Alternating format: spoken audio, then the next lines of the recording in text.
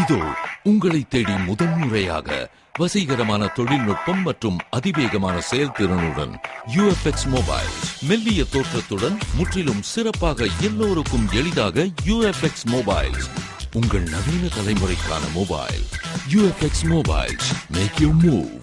For the very first time coming your way is an irresistible combination of speed, style and technology.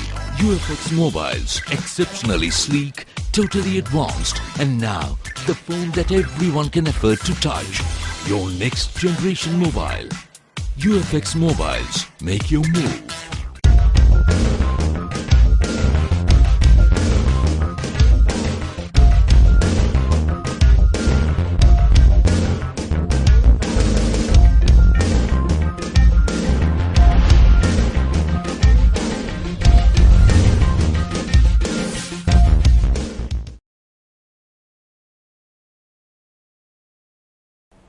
வணக்கம். Puduvai rainbow நகரில் உள்ள பூங்காவில் SSP Srikanth அதிரடி சோதனை நடத்தி அப்பகுதி மக்களிடம் குறைகளை கேட்டறிந்தார்.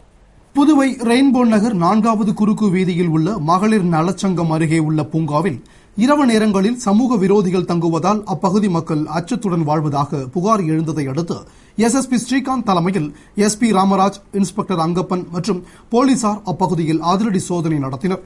அவர்கள் பூங்காவை சோதனையிட்ட போது ரெயின்போ நகர் மகளிர் நலவாழ்வு சங்க தலைவி பாத்திமா, ஆலோசகர் மைதிலி உள்ளிட்ட சங்க உறுப்பினர்கள் போலீசாரை நேரில் சந்தித்து முறையிட்டனர். மேலும் அப்பகுதியில் திருட்டு சம்பவங்கள் அதிகரித்து வருவதாகவும் இதனை கட்டுப்படுத்த நடவடிக்கை எடுக்க வேண்டும் என்று அவர்கள் வலியுறுத்தினர். இதனை கேட்ட SSP ஸ்ரீகாந்த், சந்தேகப்படும்படியான நபர்கள் சுற்றித் திரிந்தாலோ சமூக விரோதிகள் இப்பகுதியில் தங்கியிருப்பதாக தெரிந்தாலோ உடனடியாக போலீசாருக்கு தகவல் தெரிவிக்குமாறு கூறினார். புதுவை புனிதர் பேரவை சார்பில் நடைபெற்ற முப்பெரும் விழாவில் முன்னாள் நகரமன்ற துணைத் தலைவர் திரு ஜான்குமாருக்கு முதன்மை நீதிபதி செல்வநாதன் சமய பொறிஞர் என்ற விருதினை வழங்கினார். புதுவை முத்தியால்பேட்டை ஆறுமுகா திருமண மண்டபத்தில் நடந்த புனிதர் பேரவை முப்பெரும் விழாவில் அமைப்பாளர் ராஜகோபால் வரவேற்று பேசிய பேரவை கௌரவ தலைவர் ராஜசேகரன் தலைமையில் செயலாளர் சக்திவேல் ஆண்டறிக்கை வாசித்தார். விழாவில் வேதபுரீஸ்வரர் கோயிலிலிருந்து திருமண மண்டபம் வரை திருமுறைகள் ஊர்வலம் வந்து கொடியேற்றத்துடன் திருவிளக்கேற்றுதல், சிவதீட்சை வழங்கும் நிகழ்ச்சியும், தொடர்ந்து மாணிக்க வாசகர் அருட்பணி மன்ற தலைவர் சென்னியப்பனார், சென்னை சிவக்குமார் சொற்பொழிவும், பின்னர் சமய சமூக பணிகளை செம்மையாக ஆற்றி வரும் முன்னாள் நகரமன்ற துணைத் தலைவர் திரு ஜான்குமாருக்கு கடலூர் முதன்மை சார்பு நீதிபதி செல்வநாதன் சமய பொறிஞர் விருது வழங்கி பாராட்டி பேசினார். நிறைவில் பொருளாளர் வைத்தியநாதன் நன்றி கூறினார். நிகழ்ச்சிக்கான ஏற்பாட்டினை புனிதர் பேரவையினர் செய்திருந்தனர். புதுவை ஜிப்மர் மருத்துவமனையில் நடைபெற்ற கருத்தரங்கில் இந்தியாவில் ஆண்டுதோறும் கர்ப்பப்பை வாய் புற்றுநோயால் 73,000 பேர் இறப்பதாக டாக்டர் ரெட்டி தெரிவித்தார். சர்வதேச புற்றுநோய் தினத்தை முன்னிட்டு ஜிப்மர் மருத்துவமனை கருத்தரங்கு கூடத்தில் சினைப்பை புற்றுநோய்கள் என்ற கருத்தரங்கு நடைபெற்றது. அதில் டாக்டர் ரெட்டி தலைமையேற்று பேசுகையில், உலக சுகாதார மையத்தின் ஆய்வுப்படி இந்திய பெண்களில் 12 பேரில் ஒருவருக்கு புற்றுநோய் ஏற்படும் ஆபத்து உள்ளதாகவும், இந்தியாவில்தான் அதிகமாக கர்ப்பப்பை வாய் புற்றுநோய் உள்ளது என்றும், இதனால் ஆண்டுதோறும் 73,000 பேர் இறப்பதாகவும் கூறினார். தொடர்ந்து இயக்குநர் ரவிக்குமார் நோய்க்கான காரணிகள், கண்டறியும் முறைகள், தடுப்பு முறைகள் குறித்த புத்தகத்தை வெளியிட்டு உரையாற்றினார். கருத்தரங்கில் ஜிப்மர் கதிர்வீச்சு சிகிச்சை துறை, பெண் நோயியல் துறை மற்றும் புற்றுநோய் துறை சார்ந்த பிரபல மருத்துவர்கள், புதுவை மற்றும் சென்னையைச் சேர்ந்த பிரபல மருத்துவர்கள் கலந்து கொண்டனர். நிறைவில் ஒருங்கிணைப்பாளர் அசுதோஷ் முகர்ஜி நன்றி கூறினார். புதுவை குடிசை வாழ்வோர் பெருமன்றம் சார்பில் நடைபெற்ற முப்பெரும் விழாவில் உள்ளாட்சி அமைப்புகளில் பெண்களுக்கு 50% இடஒதுக்கீடு நிச்சயம் வழங்கப்படும் என்று அமைச்சர் பன்னீர்செல்வம் உறுதியளித்துள்ளார். புதுவை நவீனா கார்டன் திருமண மண்டபத்தில் குடிசை வாழ்வோர் பெருமன்றம், மக்கள் சமூக வளர்ச்சி நிறுவனம் சார்பில் மன்ற ஆண்டு விழா, உலக மகளிர் தின விழா மற்றும் 10 மற்றும் 12ஆம் வகுப்பு பொதுத் தேர்வில் அதிக மதிப்பெண் பெற்ற மாணவர்களுக்கு பரிசுகள் வழங்கும் விழா என்ற முப்பெரும் விழா நிறுவனர் மோகன சுந்தரம் தலைமையில் ஜேவிதா முத்து, ராஜம் முன்னிலையில் நடைபெற்றது. அரசு கொறடா நேரு சமூக நல வாரிய தலைவி ரேவதி பர்குணன், செயலாளர் சையத் அகமது உசைன், பல்கலைக்கழக சமுதாய கல்லூரி டாக்டர் முருகையன் ஆகியோர் வாழ்த்தி பேசிய விழாவில் சிறப்பு விருந்தினராக உள்ளாட்சித்துறை அமைச்சர் பன்னீர்செல்வம் கலந்து கொண்டு பரிசுகளை வழங்கி பேசுகையில், புதுவையில் ரங்கசாமி ஆட்சி அமைய காரணமாக இருந்த முக்கியத்துவம் வாய்ந்த பெண்கள் மற்றும் மாணவர்களை வைத்து விழா கொண்டாடப்படுவது பாராட்டத்தக்கது. மாணவர்களை விட மாணவிகளே அதிகம் தேர்ச்சி பெறுவதற்கு அரசின் முழு ஆதரவும் நலத்திட்டங்களும் தான் காரணம் என்றும், எதிர்காலத்தில் பெண்களுக்காக இன்னும் நிறைய திட்டங்களை முதலமைச்சர் அறிவிக்க உள்ளார். இன்னும் 6 மாதத்திற்குள் உள்ளாட்சி தேர்தல் நடக்கப் போகிறது. இதற்காக தேர்தல் ஆணையர் நியமிக்கப்பட்டு அறிவிப்பு இன்னும் 2 அல்லது 3 நாட்களில் வெளியாகும். அதேபோன்று உள்ளாட்சி அமைப்புகளில் பெண்களுக்கு 50% சட்டபூர்வ இடஒதுக்கீடு நிச்சயம் வழங்கப்படும் என்று பேசினார். நிறைவில் சாரதா நன்றி கூறிய விழாவில் அதேகாம் இயக்குநர் லலிதாம்பாள், மீனவர் விடுதலை வேங்கைகள் அமைப்பாளர் மங்கையர் செல்வன் உள்ளிட்ட 500க்கும் மேற்பட்டோர் கலந்து கொண்டனர். புதுவை வில்லியனூர் 10 கண்ணு சாலையில் தாறுமாறாக லாரி ஓட்டிய ஓட்டுநரை பொதுமக்கள் ஆத்திரமடைந்து அடித்தபோது எதிர்பாராத விதமாக உயிரிழந்தார். இதனால் அப்பகுதியில் பெரும் பரபரப்பு ஏற்பட்டது. புதுவை வில்லியனூர் 10 கண்ணு சாலையில் வெளி மாநிலத்தைச் சேர்ந்த லாரி ஓட்டுநர் தாறுமாறாக ஓட்டி வந்து ஒரு சிலர் மீது இடித்துவிட்டு சிறு விபத்தினை ஏற்படுத்திவிட்டு லாரியை நிறுத்தாமல் ஓட்டிச் சென்றார். இதனால் ஆத்திரமடைந்த பொதுமக்கள் பின்தொடர்ந்து சென்று கூடப்பாக்கம் அருகே லாரியை மடக்கி ஓட்டுநரை பிடித்து அடித்தனர். அப்போது அவர் மயங்கி விழுந்ததால் உடனே வில்லியனூர் மருத்துவமனைக்கு கொண்டு சென்றனர். ஆனால் வழியிலேயே எதிர்பாராத விதமாக அவர் இறந்து விட்டார். மேலும் அவர் குடிபோதையில் லாரியை ஓட்டி வந்ததாக கூறப்படுகிறது. இந்த தகவலை அறிந்த வில்லியனூர் போலீசார் மற்றும் போக்குவரத்து போலீசார் விரைந்து சென்று சடலத்தை கைப்பற்றி பிரேத பரிசோதனைக்கு புதுவை அரசு மருத்துவமனைக்கு அனுப்பி வைத்துவிட்டு வழக்கு பதிவு செய்து அவர் குடிபோதையில் வாகனத்தை ஓட்டினாரா என்றும் அவருடைய இறப்பிற்கு காரணம் குறித்தும் விசாரணை நடத்தி வருகின்றனர்.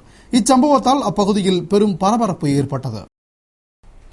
புதுவை அரியூரில் ஜிப்மர் மருத்துவமனை சார்பில் அதிநவீன இலவச கண் பரிசோதனை முகாம் நடைபெற்றது. புதுவை ஜிப்மர் மருத்துவமனை சார்பில் அரியூர் தனியார் பள்ளியில் அதிநவீன இலவச கண் சிகிச்சை முகாம் நடைபெற்றது. ஜிப்மர் கண் சிகிச்சை பிரிவு மருத்துவ குழுவினர் தலைமையில் நடைபெற்ற முகாமில் தென்னிந்தியாவிலேயே முதல் முறையாக அதிநவீன உபகரணங்களை கொண்டு சர்க்கரை நோய், கண் அழுத்த நோய், பார்வை கோளாறு இவைகளால் பாதிக்கப்பட்டவர்களுக்கு அதிநவீன கருவிகள் கொண்டு கண் பரிசோதனை முற்றிலும் இலவசமாக செய்யப்பட்டது. மற்றும் முறையான பரிசோதனைக்கு பிறகு ஏழை மக்களுக்கு இலவச கண் கண்ணாடி வழங்கப்பட்டது. முகாமில் அரியூர் மற்றும் அதனை சுற்றியுள்ள பகுதிகளில் இருந்து பொதுமக்கள் பங்கேற்று இலவச கண் சிகிச்சை பெற்று பயனடைந்தனர். புதுவை பள்ளிக் கல்வி இயக்ககம் சார்பில் மடுகரை அரசு பள்ளியில் நடைபெற்ற வைர விழாவில் சட்டமன்ற உறுப்பினர் பெரியசாமி கலந்து கொண்டு பரிசுகள் வழங்கி பாராட்டினார். புதுவை மடுகரை அரசு பள்ளியில் 60ஆம் ஆண்டு விழா வைர விழாவாக பள்ளிக் கல்வி இயக்ககம் புத்தொழில் இயக்கம் சார்பில் கொண்டாடப்பட்டது. விழாவிற்கு 4ஆம் வட்ட பள்ளி துணை ஆய்வாளர் ஜெகசிற்பியன் கோல்பேர் தலைமை தாங்கினார். முதன்மை கல்வி அலுவலர் அனுமந்தன் முன்னிலையில் சட்டமன்ற உறுப்பினர் பெரியசாமி சிறப்பு விருந்தினராக கலந்து கொண்டு விளையாட்டு மற்றும் பல்வேறு போட்டிகளில் வெற்றி பெற்றவர்களுக்கு பரிசுகள் வழங்கி பாராட்டி பேசினார். நிறைவில் ஆசிரியர் தணிகைநாதன் நன்றி கூறினார். தொடர்ந்து மாணவர்களின் கலை நிகழ்ச்சிகள் நடைபெற்றது. விழாவில் ஆசிரியர்கள், மாணவர்கள், பெற்றோர்கள், ஊர் முக்கிய பிரமுகர்கள் மற்றும் பொதுமக்கள் திரளாக கலந்து கொண்டனர். இலங்கைக்கு எதிராக அமெரிக்கா கொண்டு வரும் தீர்மானத்தை இந்தியா ஆதரிக்க வேண்டும் என வலியுறுத்தி விடுதலை வேங்கைகள் மாபெரும் ஆர்ப்பாட்டத்தில் ஈடுபட்டனர்.